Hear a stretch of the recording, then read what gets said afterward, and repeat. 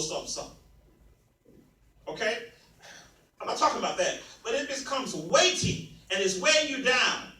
And you begin to want more for the ministry and the people in the ministry than they want for themselves. You've now become a slave to their inability to move forward. And now you are caught up in something that weighs you down. And you listen to God when God says, hey, the grace for that gone. The favor for that's gone. Grace is God's empowerment. My empowerment for that is gone. All right, listen to this. Number 4. When you're working in proper context of ministry, you are always posture-driven and not performance-driven. I tell everybody this, and I believe this.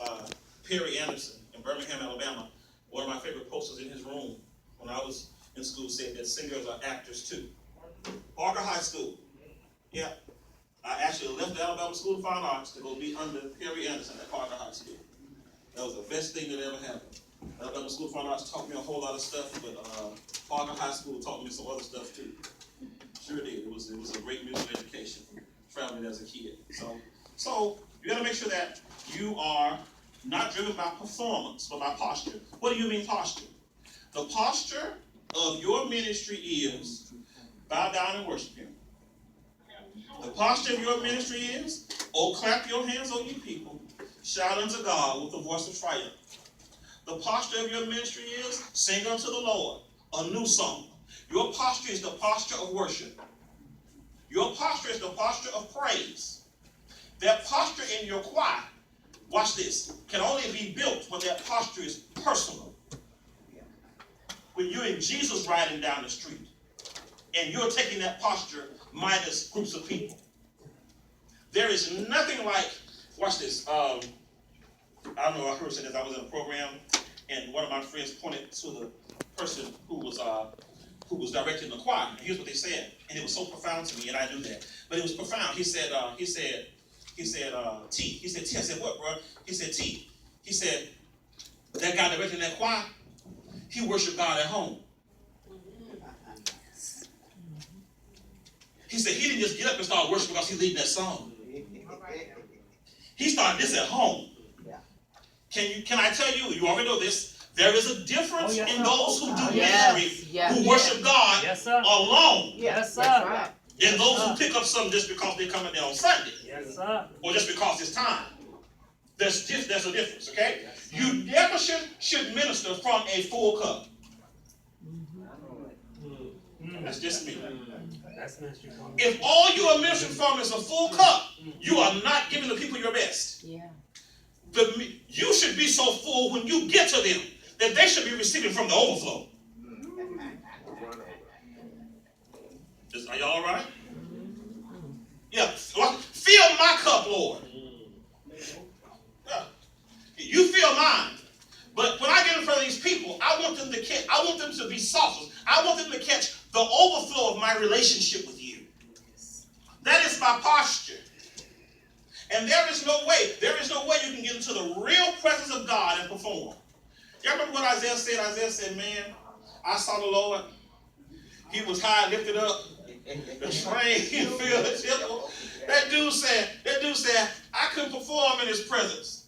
He said, I had to change my posture in his presence. And I had to come and say, wait, woe is me. Oh, Lord, what's going on here? And the thing began to shake out. That's because when he got in the presence of God, there was no room for performance because he saw God. I don't have time for this right here. But what did Isaiah see? Isaiah talked about the seraphim, the cherubim. Isaiah looked in heaven and saw order, and order made him worship. Yeah.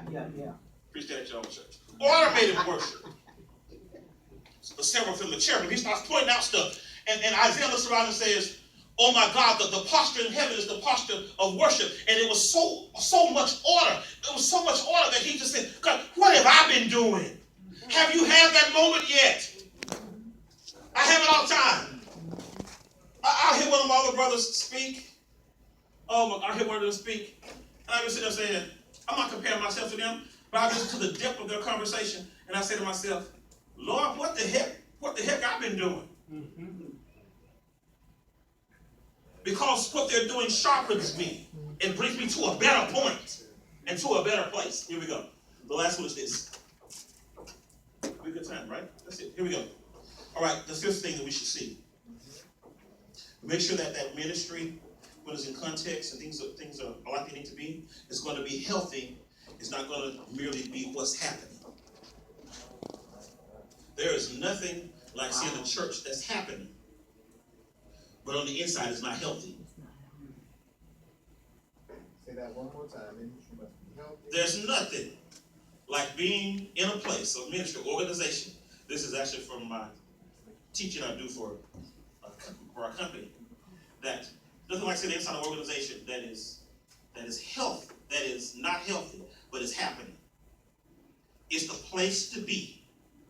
It's where everybody's running to. It's where everybody's going.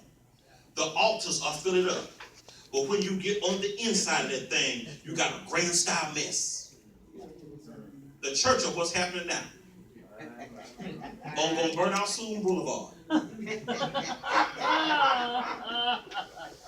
You must be more concerned about the health of your music ministry than you are about being what's happening. Let me help you. This is what I teach when I teach biblical principles.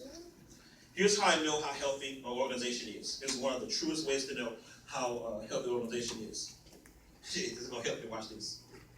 I know whether the organization is healthy or not, or how healthy it is.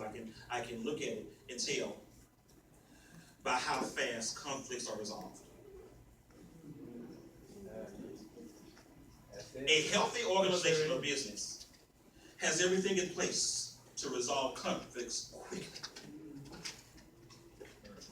They have in place that whole, what's that girl name on Scandal came on last night? Olivia Pope. Kerry Washington. They got Olivia Pope in place. They got their Olivia Pope anointing. Things can be handled easily. But when something is not healthy, that thing eats like a cancer on the inside. It just eats and eats and eats. Because what we found is that thing, when you look at a person who has a sickness in their body, we call them, I'm not talking about anybody now, unhealthy. And if it's not taken care of, that thing will progress to the point of death. You hear what I'm saying here? Yes. Okay, so healthy. Make sure you're healthy on the inside. How, of course, one of the characteristics of a healthy organization or a healthy church or healthy music ministry, one of the characteristics is the ability to resolve conflict quickly. And another thing that we say is that it's minus politics. A healthy organization, a healthy music ministry in this case, a healthy church is minus politics. Another thing we teach is that a healthy organization has strong accountability. I must be able to tell you that you're wrong to your face and why you're wrong. Like, didn't Paul do that to somebody? I can tell you that to your face, why you're wrong and what's going on. And in the world, we would say, and we get a drink later. Together, because you're not mad with me. Are y'all all right? Did I offend y'all? I'm sorry. If I offend you, I'm sorry. Y'all be all right. You'll be all right. Yeah. So watch this. So let's start from the top and go down. My time is up. We answered 3 questions. 5 things the characteristics that I see that you need to be a skillful, anointed, Good. Have the ability to work under grace, know your correct posture, and strive to be healthy. I can't, number 5, I can't take it enough. Strive. Everyone in here has had unhealthy relationships. You have them. You know what they look like. You know what they feel like. You know that they're more work. Sure. They're more work, they're more prayer. And you be praying saying, Lord Jesus, if I could just make it through this storm right here with this one. And you pray your way through. And you come out. And you find out that God is always faithful. Any questions or any comments? I know you got comments. You know, y'all have to stop me too. I wish I could do like they did. I am so used to just talking and folks sitting there listening. So I wish I was listening to her this morning when y'all were interacting and stuff, and I was saying, Jesus. I'm so used to being in settings where I just have to get up and give the information and keep kicking, and I'm not stopping for pauses and stuff. Bless you. And are we done? No questions, no nothing? This is rich. All right, Dr. We leaning like this. I got to go. Watch it. You gonna make it. I'm sorry. The woman of God. I'm sorry. She's leaving for her microphone.